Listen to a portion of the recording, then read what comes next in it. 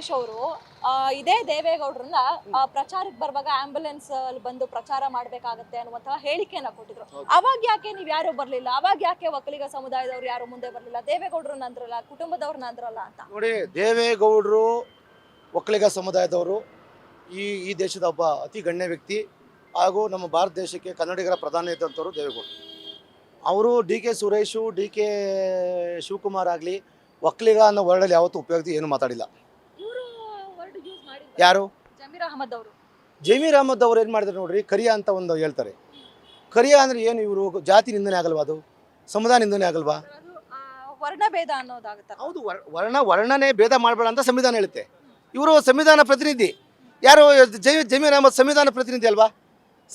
ಸಂವಿಧಾನ ಇದ್ದಿತ್ತಾನೆ ಅವ್ರಿಗೆ, ಮುಸಲ್ಮಾನ ಬಾಂಧವರಿಗೆ ಚಾಮರಾಜಪೇಟೆ ಜನ ಓಟಾಗಿ ಗೆಲ್ಸಿರೋದು. ಸಂವಿಧಾನ ಇಲ್ಲದೆ ಹೋದರೆ ರಾಜ್ಯ ರಚನೆ ಎಲ್ಲಾಗೋದು, ಸಂಸತ್ ಎಲ್ಲಿರೋದು, ಆಮೇಲೆ ಏನು ಒಕ್ಕೂಟ ವ್ಯವಸ್ಥೆ ಇರೋದು, ಆಮೇಲೆ ಜಾತಿಗೆ ರೆಪ್ರೆಸೆಂಟೇಷನ್ ಮಾಡೋಕ್ಕಂತ ಯಾಕೆ ಸಂವಿಧಾನ ರಿಸರ್ವೇಷನ್ ಕೊಟ್ಟಿದೆ? 224 ಸೀಟಲ್ಲಿ ಕೇವಲ ಎಲ್ಲ ಜಾತಿಯರು ಇದ್ದಾರಾ? 224 ಸೀಟು ರಿಸರ್ವೇಷನ್ ಇದೆ. ಪರಿಶಿಷ್ಟ ಸಮುದಾಯಕ್ಕೆ, ಪರಿಶಿಷ್ಟ ಪಂಗಡವ್ರಿಗೆ, ಹಿಂದುಳಿದ ವರ್ಗದವ್ರಿಗೆ ಅಂತ ಎಲ್ಲ ಅವಕಾಶ ಕೊಡಬೇಕಲ್ವಾ? ಅವಕಾಶ ಕೇಳ್ತಾರೆ ಅಧಿಕಾರಕ್ಕೆ ಬಂದ ಮೇಲೆ ನಿಂದನೆ ಮಾಡ್ತಾರೆ.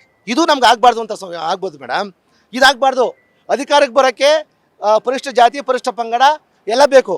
ಅಧಿಕಾರಕ್ಕೆ ಬಂದ ಮೇಲೆ ಅದನ್ನು ದುರುಪಯೋಗ ಪಡಿಸ್ಕೊಂಡು ಬೇರೆ ಒಂದು ಜನಾಂಗನ ನಿಂದನೆ ಮಾಡೋದಾ?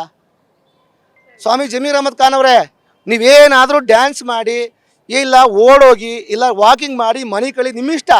ಆದರೆ ಸಂವಿಧಾನದ ವತಿಯಿಂದ ಗೆದ್ದು ಬಂದಿರ್ತಕ್ಕಂಥ ನೀವು ಒಬ್ಬ ಸಂವಿಧಾನದಲ್ಲಿ ರೆಕಗ್ನೇಷನ್ ಆಗಿರ್ತಕ್ಕಂಥ ಒಂದು OBC ಕ್ಯಾಸ್ಟ್ನ ಒಬ್ಬ ಮುಖಂಡನ್ನ ನೀವು ನಿನ್ನೆ ಮಾಡೋದಿದೆಯಲ್ಲ, ತಪ್ಪಲ್ವಾ ಇದು? ಕೇಳಿ, ಯಾರಾದರೂ ವಕೀಲರು ಕೇಳಿ, ಈ ಥರ ಮಾತಂತಿದ್ದೀನಿ ಇದು ನಾನು ಸರಿನಾ ಅಂತ ಕೇಳಿಕೊಂಡು ಕೋರ್ಟಿಗೆ ಬನ್ನಿ ಸ್ವಾಮಿ. ನಿಮಗೇನು ಸಖತ್ ದುಡ್ಡು ಇರ್ತಕ್ಕಂಥ, ಅನುಕೂಲ ಇರ್ತಕ್ಕಂಥ ಒಳ್ಳೆ ಲಾಯರ್ ಇಟ್ಕೊಂಡು ಕೋರ್ಟಿಗೆ ಬನ್ನಿ. ನಾವು ಕೋರ್ಟ್ ನಿಮ್ಮ ಮೇಲೆ ಕೇಸ್ ಹಾಕ್ತೀವಿ, ಕೋರ್ಟ್ನಲ್ಲಿ ನಾವು ವಾದ ಮಾಡ್ತೀವಿ, ನಮ್ಮ ದಾಖಲೆ ಕೊಡ್ತೀವಿ, ನೀವು ಮಾತಾಡೋದಲ್ಲ ಕೋರ್ಟ್ಗೆ ಹೇಳ್ತೀವಿ. ಹೌದು, ನೀವು ಮಾಡ್ತಿರೋ ಸರಿ ಅಂದರೆ ಅದನ್ನು ಸರಿ ಎಂದು ಕೋರ್ಟ್ ಬುಕ್ ಹೇಳಿದ್ಬೇಕಾ ನೀವು ಕೇಳ್ಕೊಳ್ಳಿ. ಅಲ್ಲಿವರೆಗೂ ದಯವಿಟ್ಟು ಒಕ್ಕಲಿಗ ನಿಂದನೆ ಮಾಡೋದು ನಿಲ್ಲಿಸಿ. ಸರಿ ಸರ್, ಓಕೆ. ಇದೀಗ ಏನು ಅಂದಿರೋ ಮಾತಿಗೆ ಈಗ ಜಮೀರ್ ಅವರು ನಾನು ಕ್ಷಮೆ ಕೇಳ್ತೀನಿ ನೋವಾಗಿದ್ರೆ ಅಂತ ಹೇಳ್ತಿದ್ದಾರೆ. ರಾಜೀನಾಮೆ ಕೊಡುವಂತ ತಪ್ಪನ್ನ ನಾನು ಮಾಡಿಲ್ಲ, ಬಟ್ ಕ್ಷಮೆ ಕೇಳ್ತೀನಿ ಯಾರಿಗಾದ್ರೂ ನೋವಾಗಿದ್ರೆ ಅಂತ. ನೋಡಿ ಮೇಡಮ್, ನಾನು ರಾಜೀನಾಮೆ ಕೇಳಿ ಅಂತೇಳಿ 3 ಕಾಲ ನಾನೊಬ್ಬ ಸಂವಿಧಾನ ತಿಳ್ಕೊಂಡಿರ್ತಕ್ಕಂಥವನು. ಕೋರ್ಟ್ನಲ್ಲಿ ಸುಮಾರು 25 ವರ್ಷ ಪ್ರಾಕ್ಟೀಸ್ ಮಾಡಿರೋನು. ನನಗೆ ಸಂವಿಧಾನದ ಏನೊಂದು ಗೊತ್ತಿದೆ. ನಾನು ರಾಜೀನಾಮೆ ಕೇಳಕ್ಕೆ ನಾನೇನು ಅವ್ರ ಸ್ಥಾನದ ಆಕಾಂಕ್ಷಿನೇ. ನಮ್ಮ ನಾಯಕರು ಕೇಳ್ಕೊಳ್ಳಿ, ನಾನು JDS ನಾಯಕರು ಕೇಳ್ಕೊಳ್ಳಿ. ಆದರೆ ನಾನೇನು ಅವ್ರ ಸ್ಥಾನಕ್ಕೆ ಹೋಗಕ್ಕೆ ನಾನು ಕೇಳ್ತಿದ್ದೀನ? ನಂದು ಯಾವುದೇ ಇಲ್ಲಿ ವೈಯಕ್ತಿಕ ಲಾಭಕ್ಕೋಸ್ಕರ ಮಾಡ್ತಿರೋದಲ್ಲ.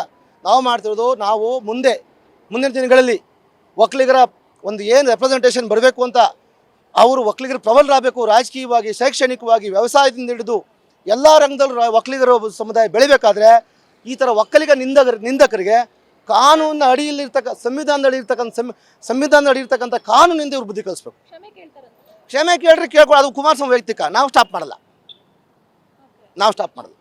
ಎಕ್ಸ್ಪೆಷಲಿ ನಮ್ಮ ಏನು ಯುನೈಟೆಡ್ ಒಕ್ಕಲಿಗ ಗ್ರೂಪ್ ಇದೆ ಅದು ಸ್ಟಾಪ್ ಮಾಡಲ್ಲ. ಅದಕ್ಕೆ ಕುಮಾರಸ್ವಾಮಿ ಇರಬೇಕು, ಎಲ್ಲ ಒಕ್ಕಲಿಗರು ಬೇಕು. ಅದಕ್ಕೆ ಎಲ್ಲ ರಾಜಕೀಯ ಭಕ್ತಿರೋ ಎಲ್ಲ ಒಕ್ಕಲಿಗರು ಬೇಕು. ಇವತ್ತು ಚನ್ನಪಟ್ಟಣ ಚುನಾವಣೆ ನಡೀತಿದೆ ಅಂತ ಹೇಳ್ಬಿಟ್ಟು ನಾವು ಏನು ಇದನ್ನು ಸ್ಪೆಷಲ್ ಅಂತ ತೊಗೋಬೇಡಿ ದಯವಿಟ್ಟು. ಈ ಹಿಂದೆ ಸುಮಾರು ಸಲ ಕುಮಾರಸ್ವಾಮಿ ಅವರು ನಿಂದಿಸಿದ್ದಾರೆ, ಎಲ್ಲ ಒಕ್ಕಲಿಗರು ನಿಂದಿಸ್ತಾವ್ರೆ.